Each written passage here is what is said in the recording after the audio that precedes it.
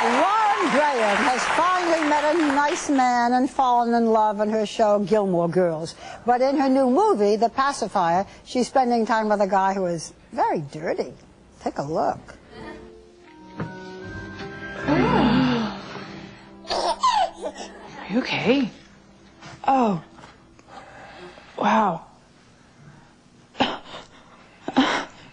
Is there anything I can do? I'm okay. Okay. Can I get you anything? I'm fine. I mean, they're just kids, you know. Wow. What's that all about? Please welcome back Lauren Graham.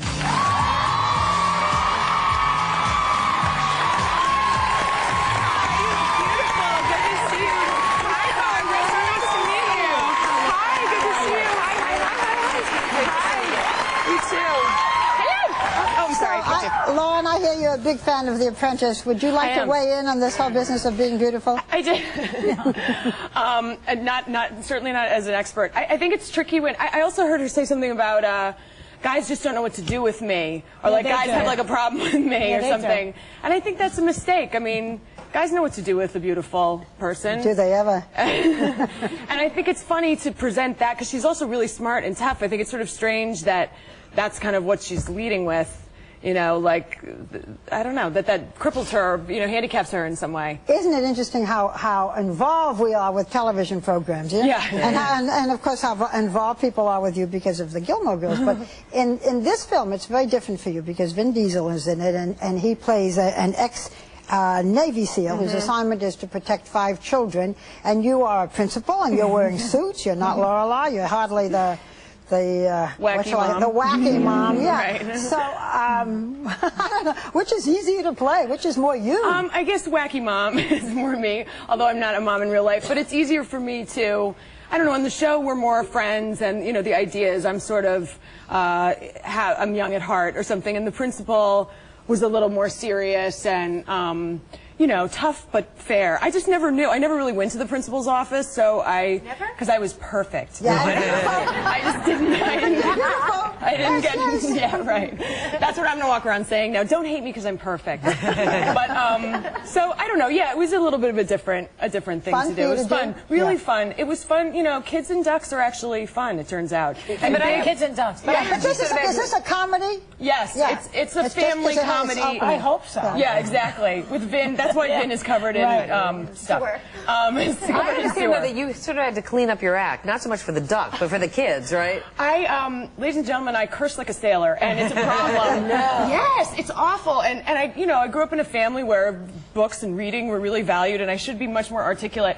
But I just have developed a terrible mouth, and I started trying to find myself because, you know, you can't curse in front of the kids. It's not right. And the duck is a terrible language. But so I tried. I tried my best. Children charge when you curse in front of them. Yes, I started charging myself, and then I ran out of money, and so I had to get back. So now, Navy SEALs are supposed to be able to take on any mission. You know, that's why we trust them. But Vin is slightly challenged when it comes to being a babysitter. Right. So I hear you have some babysitting type stories of your own. Oh yeah, I had great babysitters when I was younger. My one babysitter, Kathy Lewis, used to like take me over to her boyfriend's house, and he played the guitar and the piano. And then, you know, this was like the groovy late 70s, and I had this other babysitter, Karen Golden, who would take me out in the backyard, and we'd just scream.